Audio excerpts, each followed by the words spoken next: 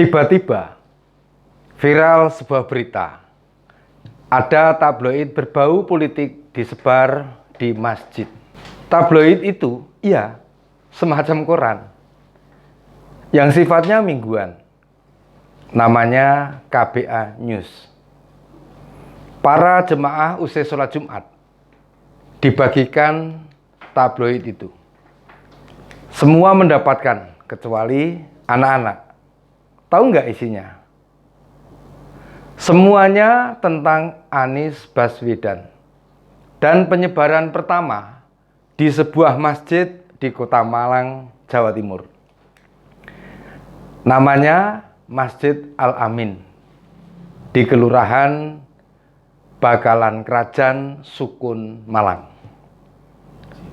Meski belum ada partai politik yang menyatakan bakal mencalonkan Anies sebagai calon presiden, tetapi rupanya sudah ada dana yang digelontorkan untuk memproduksi tabloid itu.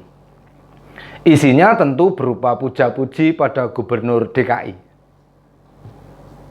yang jabatannya bakal berakhir Oktober mendatang.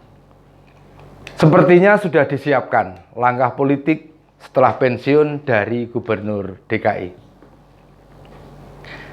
Tidakkah pembagian tabloid di masjid itu mengingatkan sesuatu tentang Anies, tentang Jakarta, tentang Pilkada DKI? Kita kupas opini Dan Beni berikut ini.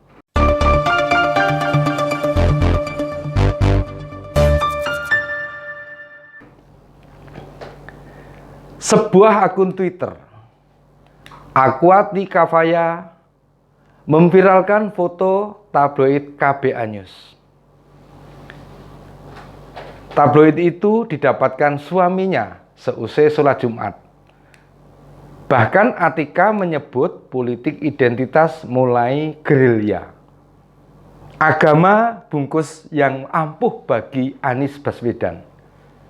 Dan Beni jadi teringat bagaimana dulu Anies Baswedan kampanye di Pilkada DKI 2017. Tim suksesnya benar-benar memanfaatkan tempat ibadah yang jelas-jelas terlarang untuk kampanye. Karena tempat ibadah ini adalah tempat untuk berdialognya antara umat dengan Tuhannya. Saat itu, bahkan bagi para pendukung Ahok, tidak boleh disalatkan di masjid jika meninggal dunia. Beberapa masjid di Jakarta saat musim kampanye Pilgub jelas-jelas menempel spanduk besar di pintu gerbang halaman masjid tentang larangan menyolatkan jenazah pendukung Ahok.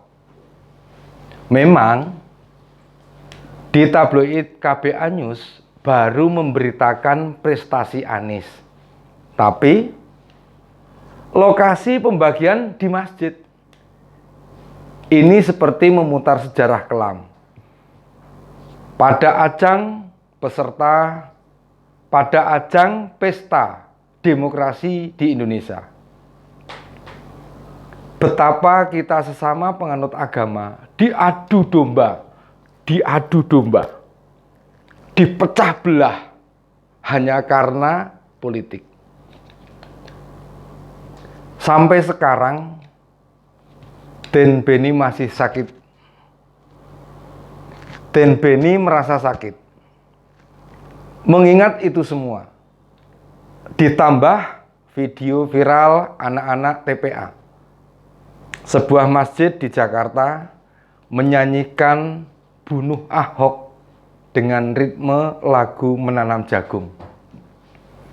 Dan saat itu Anies Baswedan sebagai calon gubernur diam 1000 bahasa. Sama sekali tidak berkomentar, apalagi melarang para pendukungnya memusuhi pendukung calon gubernur lain. Tidak sedikit orang menyebut Pilkada DKI sebagai sebuah ajang memperbesar politik identitas. Inilah rekam jejak politik Indonesia. Paling jahat, paling buruk, paling kelam yang pernah ada. Kebetulan ketika soal tabloid KBA News itu viral, berhimpitan dengan beberapa kejadian lain. Akun Twitter itu mengunggah hari Minggu tanggal 18 September, artinya tabloid dibagikan Jumat 16 September. Pada hari Minggu itu, Anies Baswedan bertemu AHY, Yusuf Kala, Surya Paloh, dan Ahmad Saiku. Mereka berjumpa di sebuah pesta pernikahan putra politisi Nasdem. Bertemunya Anies dengan mantan Ketua Umum Golkar, Ketua Umum Demokrat, penasihat Nasdem, serta Presiden PKS tentu bukan kebetulan. Tidak adakah politisi dari parpol lain yang diundang? Tidak datang? Tidak mau ikut berfoto bersama? Menolak berfoto bersama? Sekali lagi, ini bukan kebetulan, ini clue, menyiratkan sesuatu. Pada hari Jumat itu pula, Susilo Bambang Yudhoyono dalam Rapimnas Partai Demokrat menyatakan akan turun gunung. Kata SBY, dia melihat ada tanda-tanda kecurangan, tanda ketidakadilan dalam penyelenggaraan pemilu 2024. Apakah semua itu kebetulan semata? Lantas apa kaitannya dengan KBA News?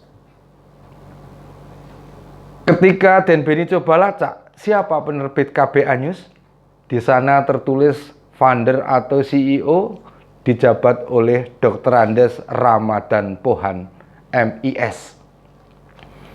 Siapa Ramadan Pohan? Dulu pernah menjadi Wakil Sekretaris Jenderal DPP Demokrat.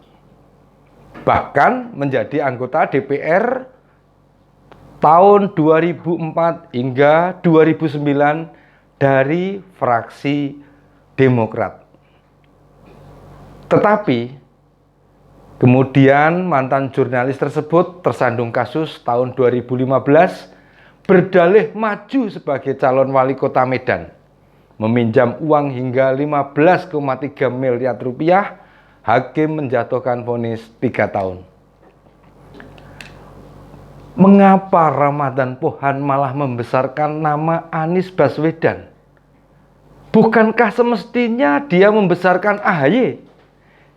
Artinya penyebaran tabloid KBA, pertemuan Anies dengan 3 tokoh parpol, pernyataan SBY mengindikasikan ada pergerakan yang seiring.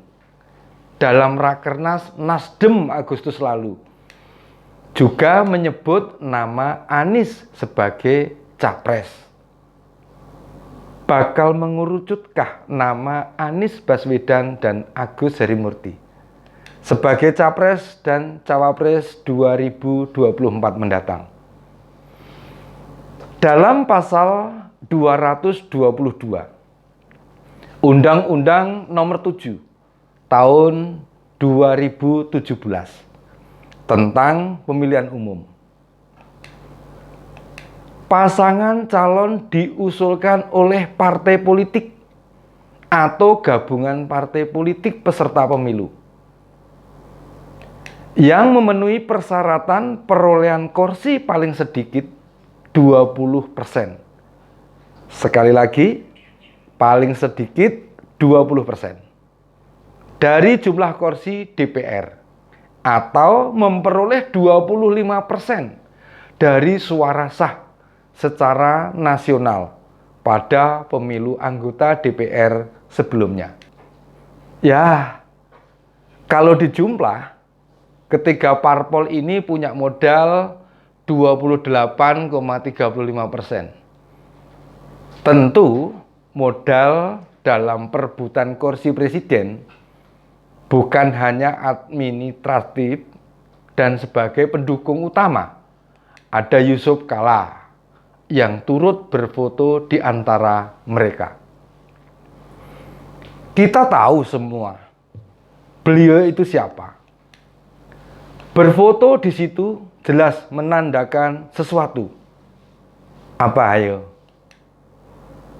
Dengan peta tadi, relakah Nasdem hanya sebagai basis pendukung saja, meski prosentase paling besar di antara kedua partai lain?